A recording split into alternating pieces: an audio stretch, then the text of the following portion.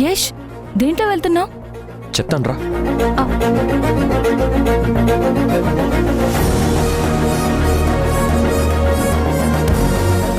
Bike మీద వెళ్తున్నావు. ఇదెలా అరేంజ్ చేసావు? సర్ప్రైజ్. సర్ప్రైజా? నువ్వు సర్ప్రైజ్ అంటే నాకు భయం వేస్తుంది యష్. నువ్వు భయపడేంత ఏం లేదు కానీ రా, ఎక్కి కూర్చో. నమ్మమంటావా? 1000%. అది సరే, మనం ఎక్కడికి వెళ్తున్నావు అది చెప్పు యష్. చెప్తానన్నానుగా, ముందు నువ్వు బైక్ ఎక్కి కూర్చో. బా రాసిందు, ఎక్కు.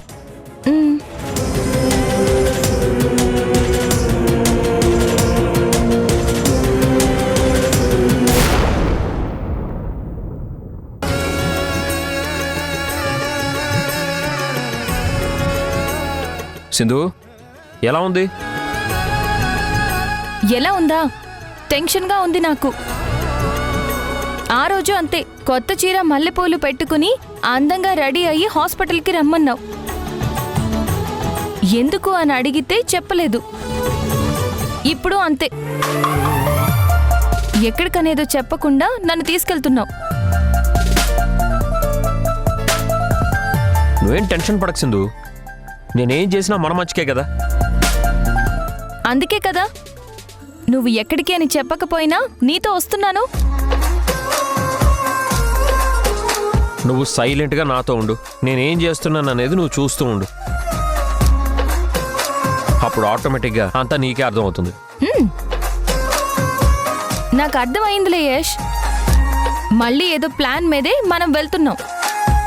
మరి అర్థమైంది కదా, మరెందుకు ఇంకా టెన్షన్? ప్లాన్ తెలిస్తే ఫాలో అవ్వచ్చు. ఏం తెలియకుండా నువ్వు ఏం చేస్తావో, ఏం జరుగుతుందో అన్నది నాకు టెన్షన్గా ఉంది యష్.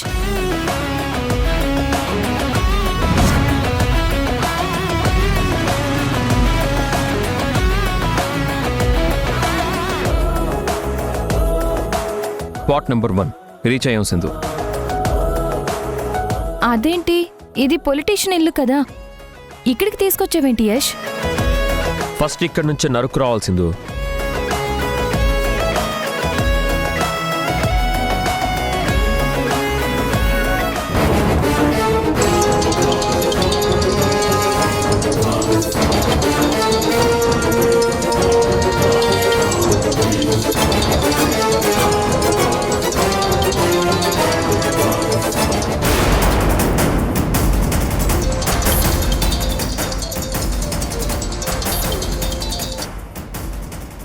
ఏంటి అర్ధరాత్రి పూట మా ఆయనకి ఫోన్ చేసి చచ్చావు?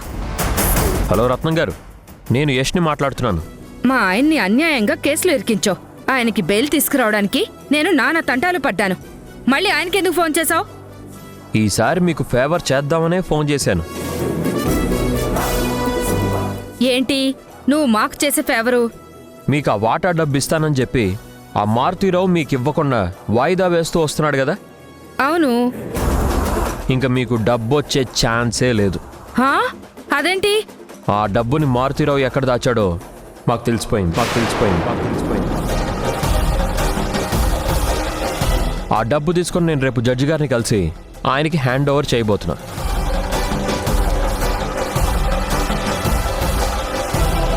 జడ్జి గారు అపాయింట్మెంట్ కూడా తీసుకున్నాను. ఈ విషయం తెలిసాక ఆ మారుతీరావు నాకు సరెండర్ అయిపోయాడు. నా కాళ్ళు పట్టుకొని నన్ను రిక్వెస్ట్ కూడా చేశాడు. నా వాటా డబ్బులు నాకు ఇచ్చేసి మిగతా డబ్బులు నువ్వు తీసుకుని నన్ను వదిలేసి ఆ మధుని పొలిటీషియన్ని కేసులు ఇరికించమని చెప్పాడు.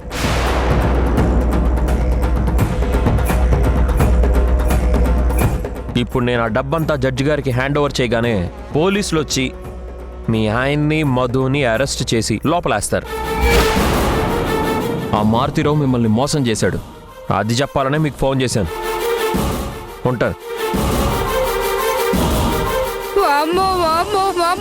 ఇదిగో యావయ్యో, తొందరగా నిద్రలే. యావయ్యో, నిన్నే లెగవయ్యా.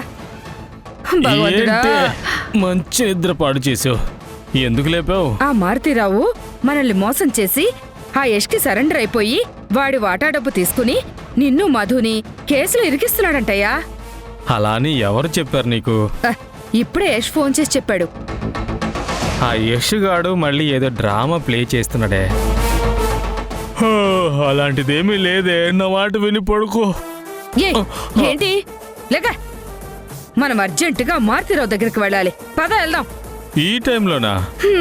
డబ్బుకు డబ్బు పోయి మళ్ళీ నువ్వు కేసులో ఇరుక్కుంటే దుబాయ్లో అటు సచిన్ టెండూల్కర్ విల్లా, ఇటు షారుఖ్ ఖాన్ విల్లా, మధ్యలో నా విల్లా. ఏమైపోవాలయ్యా, నువ్వు తొందరగాలే. ఇదిగో ఆ మారుతిరావు డబ్బుతో పారిపోకముందే మనం వెళ్ళి వాడిని పట్టుకోవాలి. నువ్వు లేచొస్తావా, 4 తగిలించమంటావా? వస్తున్నానే. ముందు బట్టలు మార్చుకో. నేను అనుకున్నట్టు జరిగితే ఆ పొలిటీషియన్ కాసేపట్లో బయటకు వస్తాడు. కాసేపట్లో రత్నం పొలిటీషియన్ని తీసుకుని మారుతిరావు ఇంటి మీద అటాక్ చేస్తుంది. రత్నాన్ని రెచ్చగొట్టి మా కోతి మామ దగ్గరికి పంపిస్తున్నావు. అక్కడ ఇప్పుడు ఏం జరుగుతుంది యష్? అసలు డ్రామా అక్కడే మొదలవుతుంది సింధు.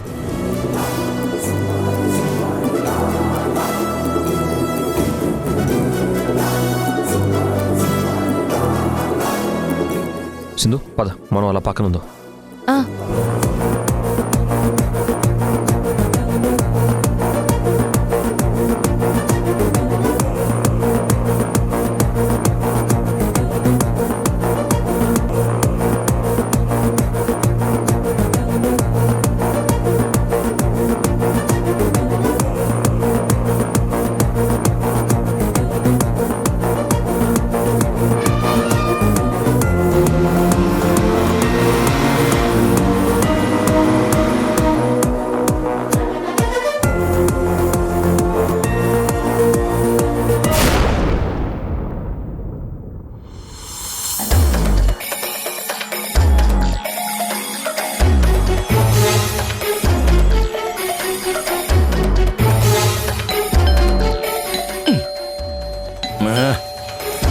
అరే పొలే, ఎవరో కాలింగ్ బెల్ కొడతారు చూడరా.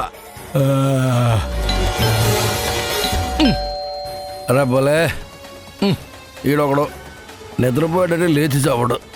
ఇన్ని వస్తున్నాను ఎవరి టైంలో.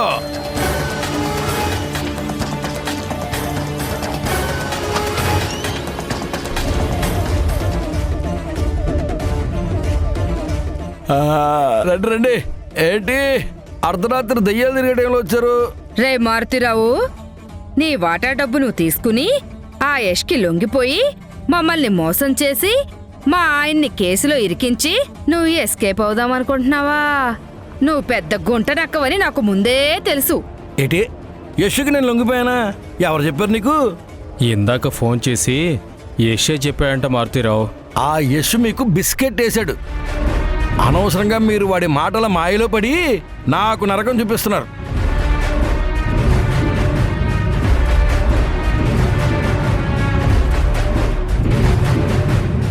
కావాలంటే మీకు నేను డబ్బు ఎక్కడ దాచిపెట్టానో రేపే చూపిస్తాను. ఇప్పుడైతే ఇంటికెళ్ళి హాయిగా పడుకోండి. వెళ్ళండి. విన్నావుగా రత్నం, ఆ యష్ గాడు మహా కంత్రి. ఆ రోజు కూడా దాసు గారిని ట్రాప్ చేసి నన్ను హాస్పిటల్కి రప్పించి కేసులో బుక్ చేశాడు. రేపు డబ్బు ఎక్కడుందో చూపిస్తానంటున్నాడుగా ఈ మారుతిరావు. వెళ్దాం పద. రేపేదైనా తేడా వస్తే మాత్రం నీకు ముందే చెప్తున్నాను మారుతిరావు, నీ పేగులు తీసి మెళ్ళో వేసుకుంటాను. జాగ్రత్త. పదండి.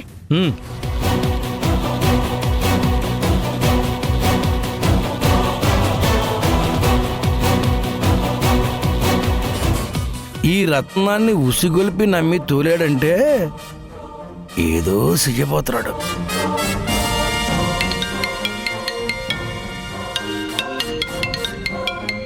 ఈ టైంలో ఫోన్ రింగ్ అవుతుందండి. ఎవడై ఉంటాడు? లాయరా? చెప్పు లాయరు, ఏంటి ఈ టైంలో ఫోన్ చేసావు? ఆ యష్ జడ్జి గారి అపాయింట్మెంట్ తీసుకున్నాడంట సార్. నాకు ఇప్పుడే తెలిసింది. జడ్జి గారి అపాయింట్మెంటా? ఎందుకు?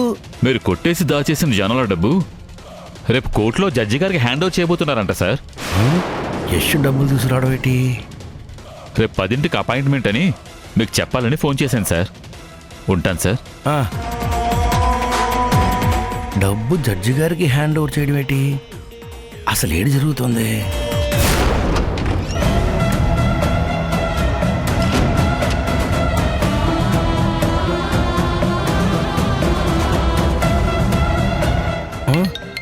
ఈ టైంలో ఏటి ఫోన్లు?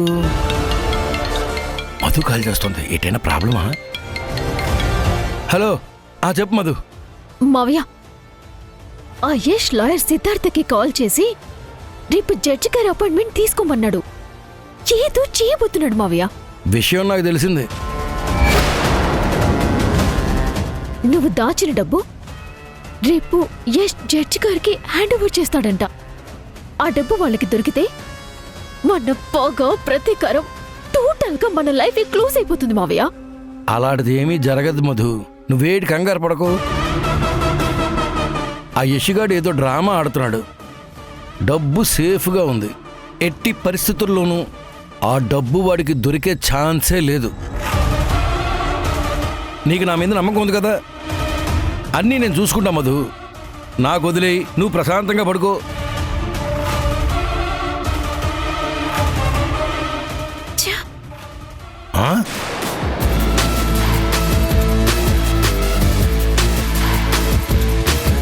నువ్వెప్పుడు లేచొచ్చావురా?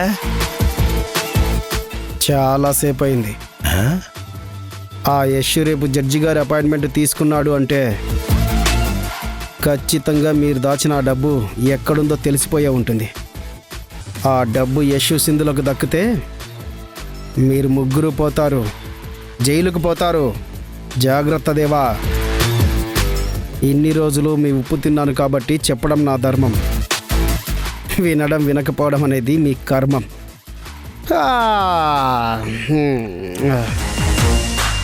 నిజంగా యశుకి నేను డబ్బు ఎక్కడ దాచానో తెలిసిపోయిందా? అమ్మో, డబ్బు అక్కడ సేఫ్గా ఉందో లేదో ఇప్పుడే చూడాలి. అదిగో వస్తున్నాడు.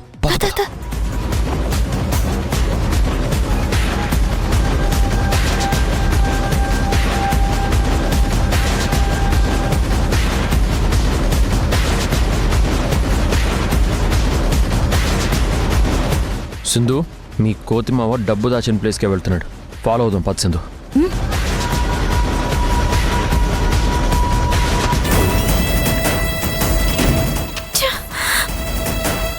ఏంటి మధు, షాక్ ఫీల్ అంత టెన్షన్గా ఉన్నావేంటి? మామూలు షాక్ కాదు తేజ, మైండ్ బ్లాక్ అయ్యే షాక్. ఏమైందేంటి?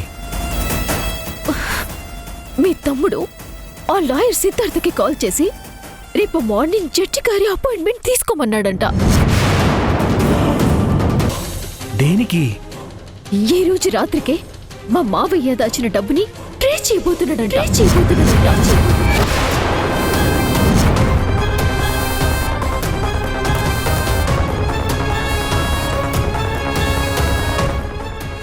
ఆ డబ్బు రేపు మార్నింగ్ జడ్జి గారికి హ్యాండ్ ఓవర్ చేస్తాడంట.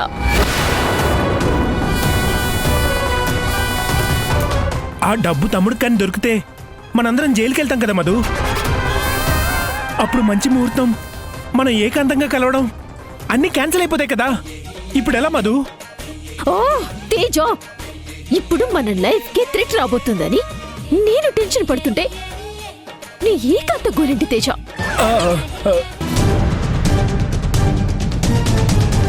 నిజంగా తమ్ముడు వాళ్ళకి ఆ డబ్బు దొరికిపోతుందంటవా?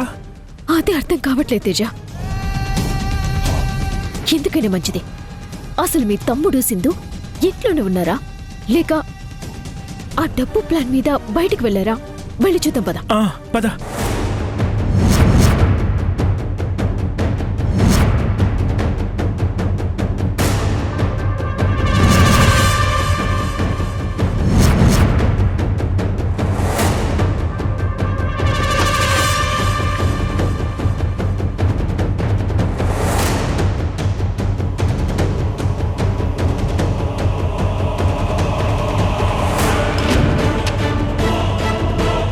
వాళ్ళ రూమ్లో లేరు తేజ. అంటే ఖచ్చితంగా బయటికి వెళ్ళే ఉంటారు. పద చూద్దాం. పద.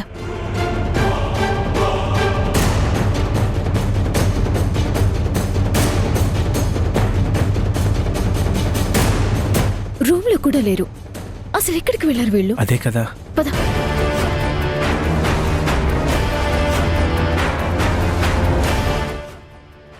అసలు వీళ్ళు ఎక్కడికి వెళ్ళుంటారు? వాళ్ళ స్కెచ్ ఏమై ఉంటుంది? దుర్మార్గపు కోడలా కోడలా కోడలా.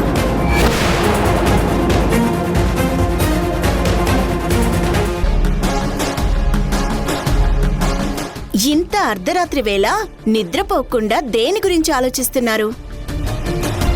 ఆహా, దేని గురించి ఆలోచించట్లేదమ్మా. దాహం వేస్తే వాటర్ తాగుదామని వచ్చాం.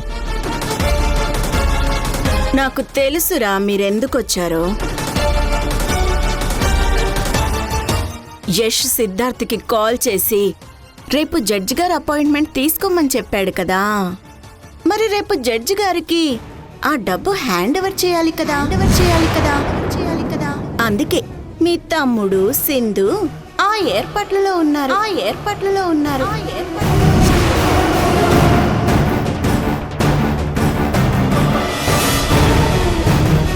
నాకు తెలిసి నీ పెళ్ళాం ఈ ఒక్క రాత్రే నీతో ఉండేది.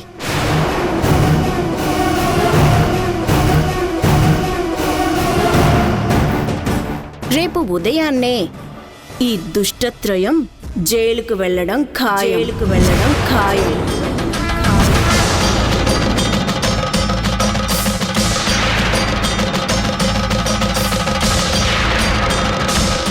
యష్ సింధు కలిసి ఏదైనా సాధించాలి అనుకుంటే తప్పకుండా సాధించి తీరతారు.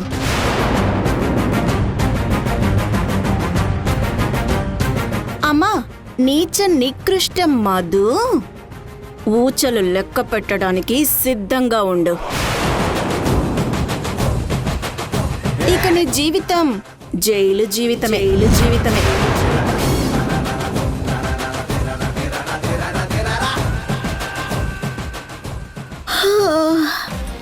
నాకు నిద్ర వస్తుంది. నేను వెళ్ళి ప్రశాంతంగా పడుకుంటాను. అసలు మీకెలాగో ఈ రాత్రికి నిద్రాయోగం లేదనుకో, బ్యాడ్ నైట్, అశుభ రాత్రి.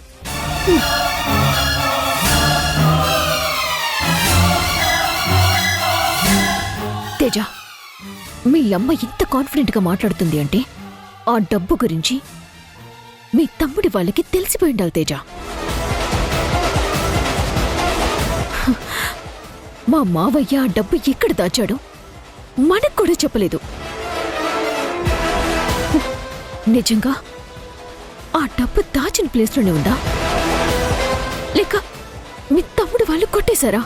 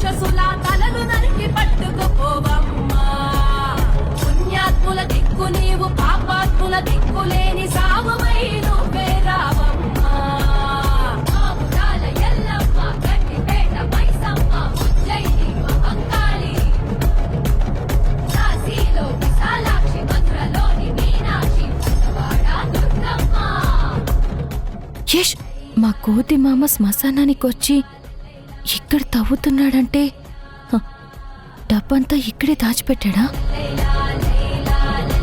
మీ మావకి ఏదో తెలివితేటలు ఎక్కువ కదా. శ్మశానంలో దాస్తే ఎవరికి అనుమానం రాదు, పైగా ఎవరూ కనిపెట్టలేరు అని ఇదే సేఫ్ ప్లేస్ అని దాచిపెట్టుంటాడు. చూద్దాం.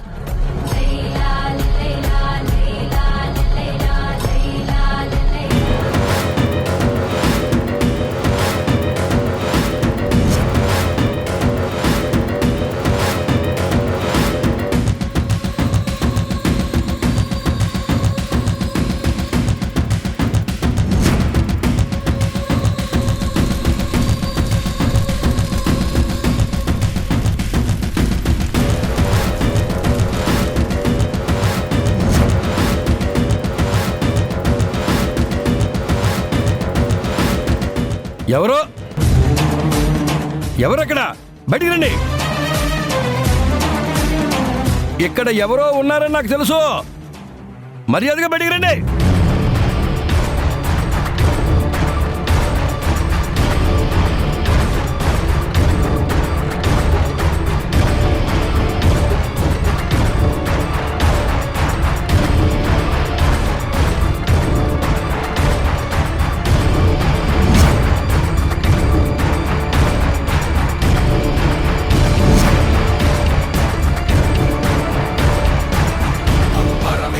యం యం కింకరం గంగాధరం భం భం భైరవం ఓం ఓంకారవం లం మూలాధరం శంభో శంకరం వందేహం శివం వందేహం లయం వందే శ్రీకరం వందే సుందరం దేవాసురుపురం పాడే పన్నగం నీవే అంబరం నా విశ్వంబరం రం రం ఈశ్వరం హం పరమేశ్వరం యం యం కింకరం గంగాధరం భం భం భైరవం ఓం ఓంకారవం. ఇప్పుడు ఆపరేషన్ మారుతీరావు నేను వాళ్ళకి చూపించబోతున్నాను. నువ్వు ఆరాధ్యం తీసుకుని అర్జెంటుగా మా ఇంటి దగ్గర ఉన్న శ్మశాన వాటికి వచ్చాయి.